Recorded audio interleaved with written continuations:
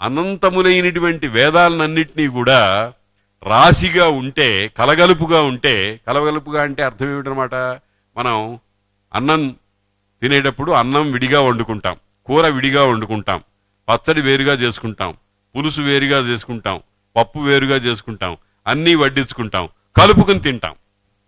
ఆ కలుపుకున్న పదార్థంలో అన్నము, పప్పు, కూర మొదలైనవన్నీ మిక్స్ అయి ఉంటాయి.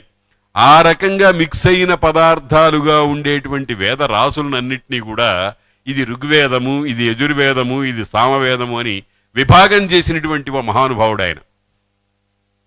అది వ్యాసుల వారు కూడా చేశారని చెప్తారు. కానీ వేదరాశి నిర్ణేతకు, వేదరాశినంతటినీ కూడా నిర్ణయించి భూలోకానికి ఇచ్చినటువంటి వాడు. వేదం ఏం చేస్తుంది? వేదం ఎందుకు? వేదం యొక్క ప్రయోజనం ఏమిటి అని మనం అనుకుంటాం. వేదం ఏమిటి అంటే ఇష్టప్రాప్త్యనిష్ట పరిహారయోహో యో అలౌకికం ఉపాయం వేదయతి స వేద అని అన్నారు. ప్రతి జీవికి ఇష్టము అనిష్టము అని రెండు ఉంటాయి. ఇష్టము అంటే కావాలి అనుకునేది, అనిష్టము అంటే వద్దు అనుకునేది.